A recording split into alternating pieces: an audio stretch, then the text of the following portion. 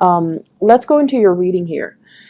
So everything here indicates to me that you have a somebody trying to come back, like unfinished business. I feel with another person, it's like the door is opening, and there's definitely somebody from the past coming into the picture. I feel for many of you, this is a romantic partner, and I'm feeling like it could be a fire sign, Sagittarius, Aries, or Leo. And then I'm also sensing as well an air sign, an Aquarius, a Gemini, or a Libra. And I feel like the energy around this person is, yes, there is a lot of attraction. There's a lot of chemistry between you and the person. And I almost feel like they're inching towards you because they're not really sure how you feel about them. I feel like some of you are newly single. You have started dating. And I feel like you're entertaining, different suitors. But then there's also this person in the back of your mind from the past that is also inching their way back into your life. And I definitely feel this is somebody that you have been really, really confused about. You're not really sure where you stand with them. You're not really sure how they felt about you. You're not really sure how to proceed forward. And so it seems to me like there has been a lot of history with this person and possibly conflict as well. For those dealing with the fire sign, I feel like the attraction is really strong and you kind of find yourself, off kilter when you're dealing with them. And for those who are dealing with an air sign, I definitely feel like unfinished business revolving around conflict, possibly even like joint finances. So if you have lived together, if you've been married, if you've been engaged, if you have children together, there's some issues here regarding boundaries and regarding parenting styles, regarding the divvying up of assets if you have joint assets with one another. So for those who are, dating, who are trying to move on with your life and things like that, I feel like you should try to move forward, okay? The portal is open for exes, but I don't feel like the opportunities are presenting themselves in a way where you will get anything stable or anything solid this time around. So just be a little bit careful about that. I feel like you kind of need to, put your foot down and say no to people asking you to do things that are outside of your scope of responsibility. No to people that are trying to get back into your life when you don't want them to be there. I feel like you kind of need to be firm and you kind of need to draw your demarcation in the sand. Okay. So you have to kind of like draw the lines between what you're willing to entertain and what you're not going to entertain. This is you showing up here as the King of Cups. Very caring, very loving. And I feel like when it's in the reverse, it's almost like somebody is tugging at your heartstrings, trying to get you to do things that they want. And it might not be something that you want, but I feel like, you have trouble saying no to them, and you have trouble, I feel, backing away from a situation that might not be entirely good for you. So just don't let yourself be pressured into doing anything you don't want to do. Don't let yourself be fed like a sob story by somebody else. And especially don't let yourself be manipulated into doing something that you don't want to do, or doing something when the other person is more than capable of doing it themselves, okay? I feel like somebody is also coming to you for assistance. And for some of you, this could be a child, co-worker is what I'm sensing. So I feel like you're trying to detach. You're trying to teach the other person to be self-sufficient. You're trying as well to hold your ground. You're trying to be firm and you're trying to hold your ground. I feel like somebody is telling you, I want this, I want that. And it's almost like it's very frivolous. The energy is very frivolous. And you're just like, well, you can't have it all. You can have one. So you're being really firm about that.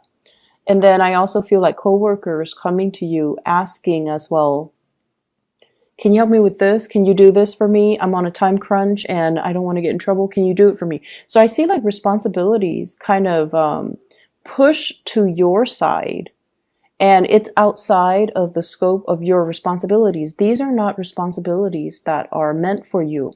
So learning to find, just learning to say no and draw boundaries, it's going to be really good for you in the long run. Because if it's not done now, you're going to have the same issue further down the line, okay? And I feel like this is somebody that repeatedly, they push your boundaries, they push your limits, and they like to, they just don't want to take no for an answer. So they do have issues with rejection, and they keep pushing your buttons. So I feel like, now, do it now. Otherwise, the same problem will resurface in the future. I see as well travel itinerary. So travel delays, travel itinerary. I see you on the phone with like, I feel like travel agencies. I see as well visas. If you are applying for a visa, or if you're sponsoring somebody, or if you have like, if you have like open applications or somebody's traveling to see you, I do see travel delays, okay? It's going to be a little bit frustrating. And you're going to feel like, oh no, this car rental place, this travel agency, they're trying to take my money. That's what it feels like to me. So I see you on the phone getting a little bit more upset. Because they're giving you the runaround. They're kind of passing you along to different representatives, and yet your questions are not answered.